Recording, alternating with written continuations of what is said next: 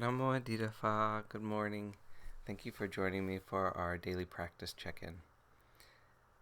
Listen, listen, listen. This beautiful sound calls us back to our true home.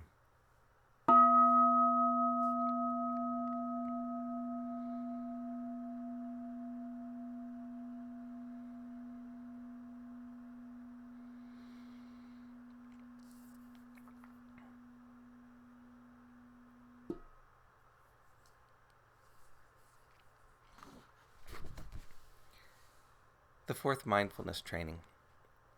Aware of the suffering caused by unmindful speech and the inability to listen to others, I vow to cultivate loving speech and deep listening in order to bring joy and happiness to others and to relieve others of their suffering. Knowing that words can create happiness or suffering, I am determined to speak truthfully with words that inspire self-confidence, joy, and hope. I will not spread news that I do not know to be certain, and will not criticize or condemn things of which I am not sure. I will refrain from uttering words that can cause division or discord, or that can cause the family or the community to break. I am determined to make all efforts to reconcile and resolve all conflicts, however small.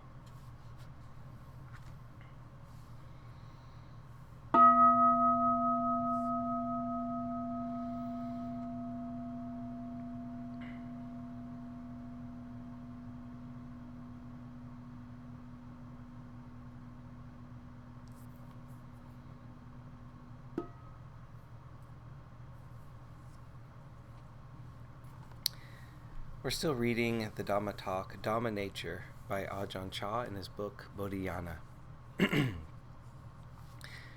Bringing everything back to this point of Dhamma, we will come to know that, in the world, truth does exist, and thus it is possible for us to practice to realize it. For instance, Nama Dhamma, feelings, thoughts, imagination, etc., are all uncertain. When anger arises, it grows and changes and finally disappears. Happiness too arises, grows and changes and finally disappears. They are empty. They are not any thing. This is always the way of things, both mentally and materially. Internally, there are this body and mind. Externally, there are trees, vines, and all manner of things which display this universal law of uncertainty. Whether a tree, a mountain, or an animal, it's all Dhamma. Everything is Dhamma. Where is this Dhamma? Speaking simply, that which is not Dhamma doesn't exist. Dhamma is nature. This is called the Sakka Dhamma, the true Dhamma. If one sees nature, one sees Dhamma. If one sees Dhamma, one sees nature. Seeing nature, one knows the Dhamma. And so, what is the use of a lot of study when the ultimate reality of life in its every moment, in its every act, is just an endless cycle of births and deaths? If we are mindful and clearly aware when in all postures, sitting, standing, walking, lying, then self-knowledge is ready to be born. That is, knowing the truth of Dhamma already in existence, right here and now. At present, the Buddha, the real Buddha, is still living, for he is the Dhamma itself, the Sakka Dhamma. And Sakka Dhamma, that which enables one to become Buddha, still exists. It hasn't fled anywhere. It gives rise to two Buddhas, one in body and the other in mind.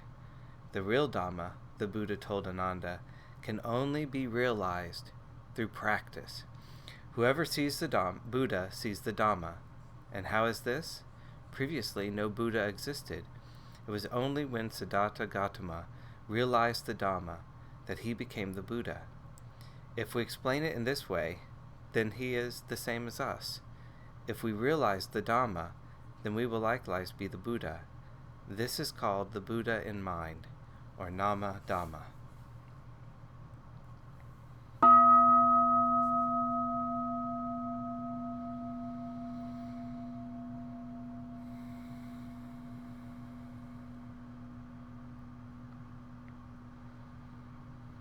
May all beings be well. May all beings be happy. May all beings be peaceful. Sadhu, sadhu, sadhu. Thank you for joining me this morning.